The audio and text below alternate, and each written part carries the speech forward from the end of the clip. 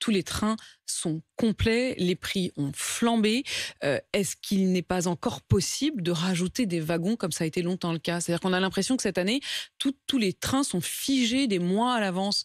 Vous vous adaptez pas un tout petit peu plus Si, quand bien même à sûr, la demande? bien sûr, et j'ai demandé à la SNCF de le faire au maximum. Il y a aujourd'hui quasiment tout le parc de trains qui est mobilisé, 400 TGV, 400 trains intercités, donc tout le parc est déployé. Il n'y a pas de réserve, si je peux dire, qui serait cachée ou qui ne serait pas mobilisée. La SNCF le fait, notamment dans le train. Il y a effectivement des difficultés d'accès aux billets, c'est clair, pour les raisons que je vous indiquais. D'abord parce que au moment où l'activité était beaucoup plus basse dans le secteur des transports, il y a eu de la maintenance, il y a eu des ralentissements dans les achats de matériel. Donc ça va pas se résoudre en 3 jours, mais on essaie de l'accélérer. Il y a eu aussi parfois des problèmes de personnel, c'est vrai aussi. Et puis il y a beaucoup plus de billets réservés que ces 2 dernières années, c'est clair. Donc ça a été anticipé, ils ont été mis en vente. Il y a plus de billets qui ont été mis en vente pour le mois de juillet cette année qu'avant la Covid. Donc il y a un effort qui a été fait très important par la SNCF. Et je le dis aussi, on va remettre en vente des billets. On va remettre en vente des billets le plus possible avec, je sais que c'est pas facile pour tout le monde, notamment pour les familles, toutes celles et tous ceux qui ont la flexibilité, qui peuvent partir, au lieu de partir le samedi matin en train ou le vendredi soir, ils peuvent partir à un moment où il y a moins de monde. Il y a encore beaucoup de billets sur des plages horaires moins fréquentées.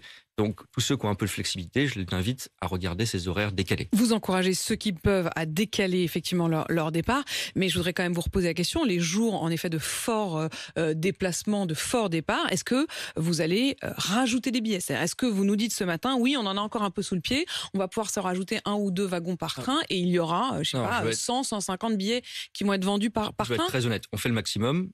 Dans les trains, on peut pas rajouter des wagons, on peut pas rajouter des trains. On fait le maximum aujourd'hui. Vous êtes déjà à flux tendu. À déployer tout son parc de trains.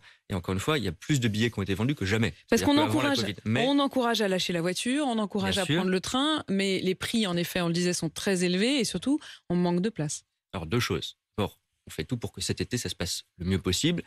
Ça ne veut pas dire qu'on peut construire un train en 1 semaine, évidemment, mais il y a encore des billets qui seront mis en vente. Il y a les plages décalées qui sont plus faciles. Il y a des réductions qui sont très importantes. Très concret, certains l'ont déjà, puisqu'il y a presque 4 millions de personnes en France qui en sont dotées. Il y a une carte avantage SNCF qui permet des réductions très importantes. On ne va pas développer là, mais c'est parfois, important. Ça marche sur certains trains, pas sur d'autres, et pas à la dernière minute. Et honnêtement, c'est beaucoup moins simple que ça ne l'a été par le passé. Ça, c'est mon engagement de ministre des Transports. Si vous pouviez simplifier les cartes, honnêtement, je pense que tous les Français seraient très heureux. On va regarder ça encore avec la SNCF. Mais je veux dire aussi, parce que ça c'est plus important, il faut regarder l'urgence, il faut regarder le long terme. Le ferroviaire, ça sera central dans la transition écologique, dans les transports de demain. On réinvestit beaucoup sur des petites lignes en particulier, mais il faudra le faire dans les matériels. Et ça, c'est ce que je regarde aujourd'hui comme ministre des Transports. La Première ministre, j'en suis très content, a dit dans son discours de politique générale, devant tous les Français, devant les parlementaires, que le ferroviaire serait la colonne vertébrale de cette mobilité verte.